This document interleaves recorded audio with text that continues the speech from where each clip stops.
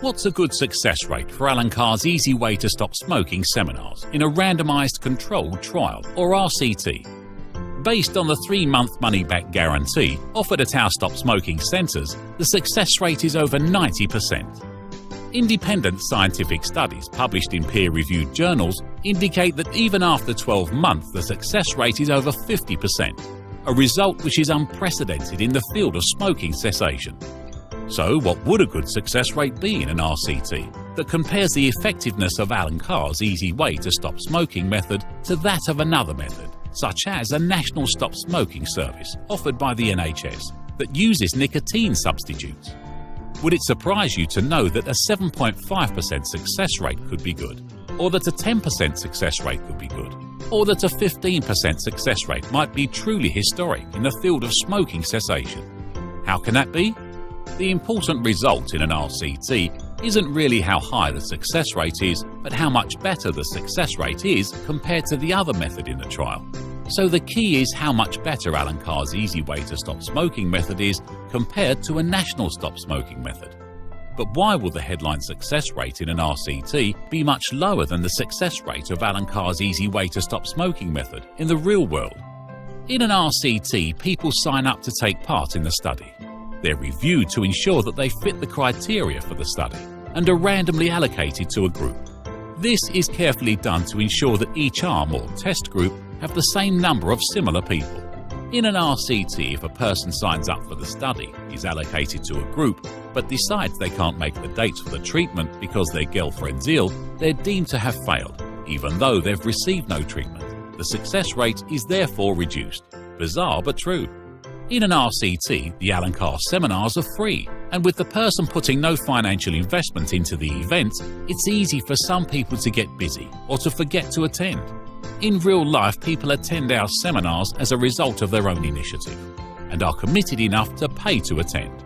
In an RCT, if a person doesn't attend any seminars because they change their mind or simply can't be bothered, then they're deemed to have failed even though they have received no treatment. The success rate is therefore further reduced. The remaining people attend our seminar. Their profile and motivation are very different from a real-world smoker who may never have heard of Alan Carr's Easyway before, who has the cost of the seminar paid for them, and who in some cases is even paid to take part in the study, and may even be attending primarily to receive the payment for doing so. The success rate at this stage is then reduced for the people who didn't attend and are deemed to have failed, as already mentioned. In the real world, when a smoker attends one of our seminars and successfully stops smoking, they leave to begin their new, clean and healthy life. They don't need to come back, they just get on with enjoying their smoke-free life. In an RCT, each person needs to attend a number of follow-up tests to prove that they're a non-smoker. This takes commitment, time and motivation, and if they forget or simply can't be bothered, they're deemed a smoker. It's very normal for a high number of people to drop out at this stage and be mistakenly recorded as smokers. There are many more aspects of a randomised controlled trial, such as this, which make it incomparable with real-world results, all of which reduce the success rate even further. Another way to look at this is that if Usain Bolt were to challenge your grandfather to a 100 metres race, there's no doubt who would win. In an RCT, the complications and restrictive protocol involved in conducting the study are a bit like loading Usain and your grandfather with heavy backpacks.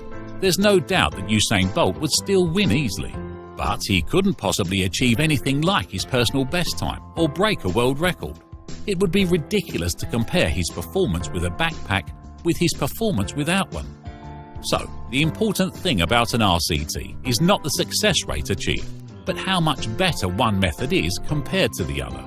Twice as good, or nearly twice as good, would be truly historic, and prove that Alan Carr's Easyway method is very significantly more effective than the NHS to which it's being compared.